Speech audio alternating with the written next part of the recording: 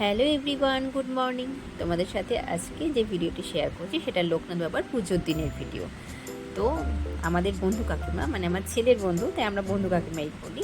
তো কাকিমা খুব সুন্দর করে পুজো করছিল, তা আমাদেরও বলছিল আসতে। আমার ছেলে তো পুজো দেখতে খুব ভালোবাসে, সেই জন্য কাকিমার বাড়িতে আমরা স্নান টান সেরে মা ছেলে মিলে চলে এসেছি পুজো দেখতে। আর খুব সুন্দর করে ঘরটা সাজিয়েছিল। আর আমার পেছনে যে ছোটা ভীমটা দেখছো, এটা কিন্তু এইবারই কাকু হাতে এঁকেছে।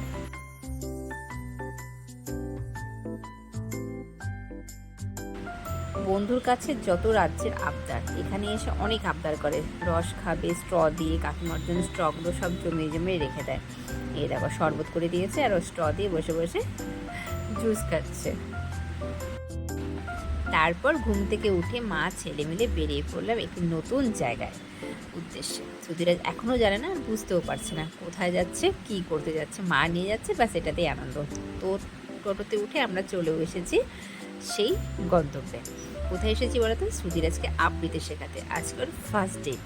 আমার খুব শেখার ইচ্ছা ছিল, আমি শিখতে পারিনি, তো এখন হচ্ছে ছেলেকেই শেখাবো।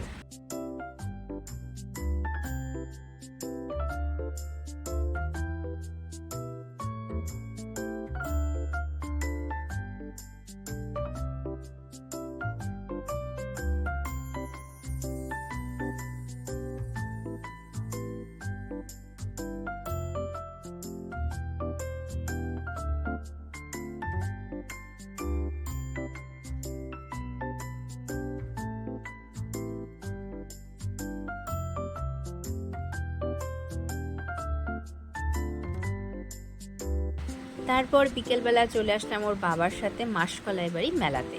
এখানে আমরা আগে আসিনি, মানে ফার্স্ট টাইম আসলাম। এই মেলাটি অনেক দিন ধরে হচ্ছিল বাড়ির কাছে, তবু এখানে আসা হয়নি।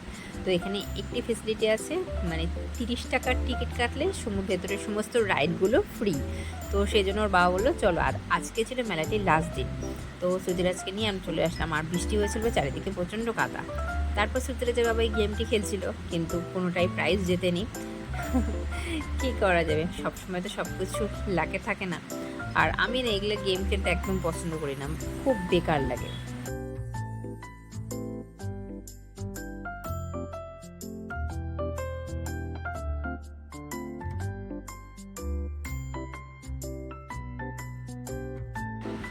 মেলাটি ছোট্ট একটি মাঠে হয়েছে, তো তাই মানে অনেক দোকান বা মেলাটি খুবই ছোট হয়েছে।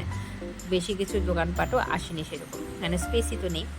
আর আমরা এই দেখো আমাদের টিকিট, এখানে 4টা রাইড আমরা ফ্রিতে নয়, 30 টাকার মধ্যে 4টা রাইডে আমরা উঠতে পারবো। এই সবগুলোতে তো উঠবো না, দুটোতে উঠবো, ড্রাগনে উঠবো আর টোরাতে উঠবো।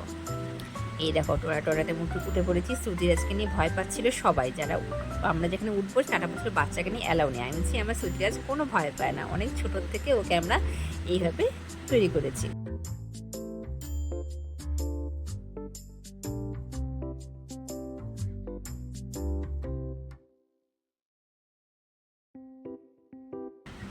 তারপরে বাড়িতে এসে দেখি একটি পার্সেল এসেছে।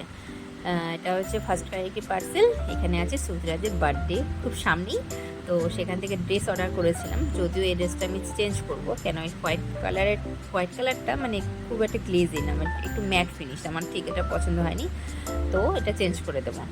তো আজকের ভিডিওটা এখানেই শেষ করলাম। সবাই ভালো থেকো, সুস্থ থেকো।